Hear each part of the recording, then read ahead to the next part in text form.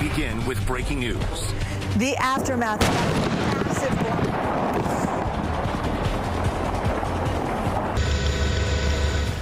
The aftermath of that massive blast. 18 hours later, explosions ripped through a fireworks facility in Yolo County, turning it into debris. And now we get our first look since last night's blast and what's left. It's not much. It is decimated, pretty much flattened. Here's a live look from Live Copter 3 right now, a view you'll only see here on KCRA 3. CAL FIRE just told us 7 people are unaccounted for after that fire and those explosions. You can see it is still smoldering right now. Dark black smoke coming out of that barely standing structure, or what's left of it. The work is just beginning right now to piece this all together and figure out just how it all happened. It looked like a movie, but it was real, and investigators have a long road ahead of them. Thanks for joining us at noon. I'm Lisa Gonzalez. We still have a lot of unanswered questions right now. We don't know what set off this fire. We don't know the full extent of all the damage, but we do know people are still being kept away from that blast zone, and now we know people are unaccounted for. Some evacuation orders are still in effect right now. Here's a look at the area that you see on this map. The area shaded in red. This is south of Highway 16, west of County Road 89, and north of County Road 25. We're also starting to get a better idea of the impact that this fire and explosion will have on the upcoming 4th of July fireworks shows that were planned around Northern California.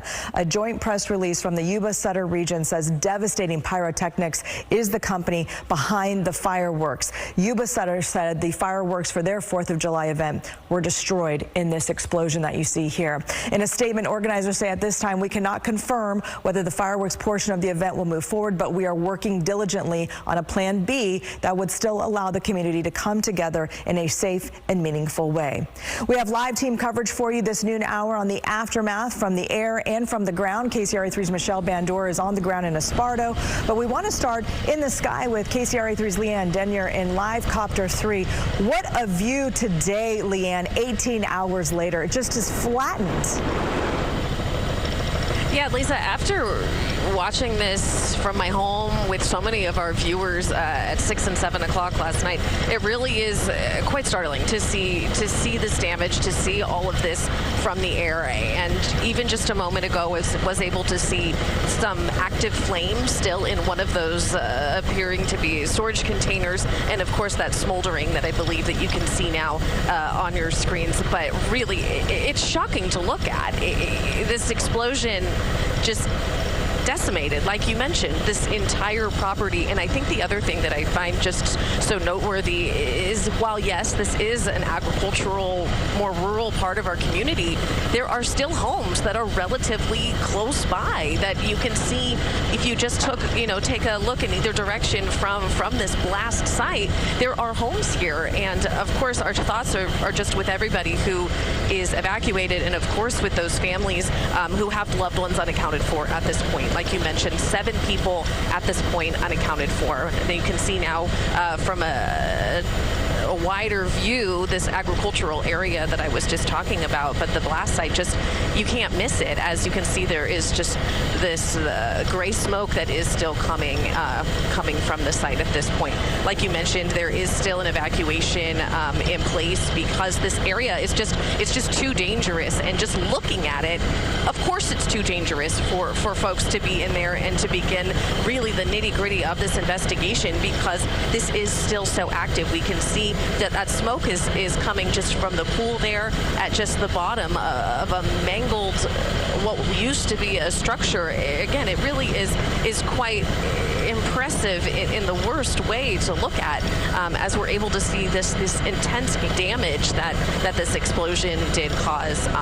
We were able to see about 2 miles away one of those spot fires that we watched burn yesterday, and then of course surrounding the area you can see that black where it is just charred from the fire that did burn. We can still see a couple of those what appear to be storage containers still intact, as we saw others explode and are not intact. And from where I'm looking, I believe we can still see some active fire burning. If you look right in the middle of your screen, just behind that black smoke, behind to the side of the container, we can still see some fire is still burning.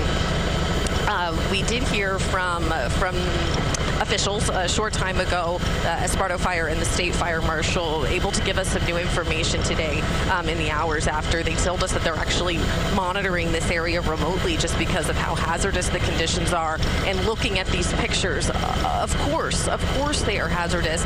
It is just absolutely horrible to look at. And we're able to just get a view from the sky as they are still asking people to keep a distance away from this site. Another thing that I thought was noteworthy was in this release that just came out from officials, they called this a rare incident, and there's a lot that they need to determine. Were license requirements being met at the state and the federal level? But again, at this point, it's just not safe for them to get in there and to start answering those questions. So we're so grateful that we have this resource, that we can bring you a safe look from the sky as to what so many of you all witnessed yesterday on your screens. That was unlike anything I can ever recall seeing in a newscast, watching those explosions and those colorful fireworks shooting up into the air. And this is what's left, this smoldering remnants of what was this fireworks storage facility. Again, it really is quite the sight to see. Trying to get a better look here from the vantage point as to see if there's anything else that we can specifically point out, but it really all just looks like rubble, a couple of burned vehicles, but it's hard to make out what's what just because of the extent of the damage. Lisa, did you try to ask me something just there? No, I was just going to say, this week, Leanne, we have been talking with fireworks experts about safety and that sort of thing, and something that stood out to me, Leanne, earlier this week was, the fact that even pieces of fireworks, even after they've been detonated, can still act as tiny pieces of dynamite and can still be extremely dangerous even after they exploded. So just, putting an exclamation point on the fact that this is just another reason why everyone needs to stay so far away, because it is still so extremely dangerous. Even though it looks like everything that could possibly explode has exploded, that's not necessarily the case. And as you pointed out so clearly, we did see, we can see some little flamage, some flames kind of behind that one container. And a lot of things are still smoldering, Leanne, but just to put an exclamation point on the point that it could still be very dangerous right now. Absolutely, and the expert that we had give us just such wonderful information about this situation that there's not precedent for, of course, in my career. However, he did say that with those fireworks that could have been shot out to other areas, they do need that ignition, that heat. But what we're seeing is there is still fire on the scene. So that is noteworthy to me. It's not just smoke and smoldering. We can see active fire from this point. So again, just really doubling down on this point that it's just too hazardous for these crews, for investigators to begin this next phase of their investigation. Of course, I am no fireworks expert, firefighter, but just looking at it, I think it's just common sense that nobody should be in this site. And the fact that we do have 7 people unaccounted for really just, it gives me goosebumps, and my heart is just with these families who are anxiously waiting for more information. And of course the community around here that must have just literally and figuratively been so shaken by this experience. We watched in Carolina's reports as people were fleeing the area as these evacuation orders were put into place. And again, just looking at it now, hours later, it really just underscores just how serious and how rare of an incident this really was. Well, and I think as you were mentioning, it's a little surprising also how close some of the other homes are, especially when you take into consideration that people heard and saw these blasts from miles and miles away. Even in live copter, pilot Dan Oppenheim was saying, it's not often that he can hear explosions like that and see fire like that, but they definitely felt it in live copter last night. Yeah, absolutely. And just the size and scope of this entire situation really is hard to quantify, Lisa. Yeah, it really is. And you've got to keep in mind we're flying, thousands of feet in the air. I think during the explosion yesterday, we were at the 4,000-foot elevation. So just to give you an idea. Leanne, thank you so much. We also want to give you perspective of how the situation developed on the left. That was about 6:30 last night when Live Copter first arrived over the scene. We could see the debris flying everywhere, fireworks shooting all over the place, huge cloud of smoke, and you can see all the sparks flying there, even in the orchards. 8 o'clock, 8:30 last night, that's in the middle. We could see the glow of the flames with some fireworks still going off and all that burned out debris and rubble. And then on the right, and that is 18 hours later after it all started, and what's left of the property's just been obliterated and pretty much flattened. From the sky now, we want to go back down to the ground where we continue our team coverage with KCRA3's Michelle Bandor live for us in Esparto. And what's the scene there where you are? I know you're at a very safe distance. Yes, that's right, Lisa. We're actually on County Road 86A, which is just directly south of Highway 16 in Esparto. And yeah, we're being kept more than a mile away. But I want to tell you that the mood drastically changed here right before we went on air because some of the families of the missing people arrived here on the scene. And I was just able to speak with the girlfriend of one of the men that she says was working in the plant. She actually said it was his first day yesterday. He's 18 years old. And she's very concerned. She said the last time she spoke to him was about 5 o'clock yesterday. He was supposed to be off work at 2 o'clock. And so she's just trying to figure out, what happened. She is holding on to hope. She's hoping that she's just going to see him and his two brothers walking down the road from that facility. And so let's just kind of show you where we are. Like I said, we're about a mile away from the scene. They want to keep us back because CAL FIRE is calling this a rare incident as well as a crime scene. At times we have seen a little bit of black smoke coming from the area there, but that's been off and on. Now, CAL FIRE tells me they are keeping us away because this is a crime scene. They won't know when or if we can actually get closer to see the damage from the ground.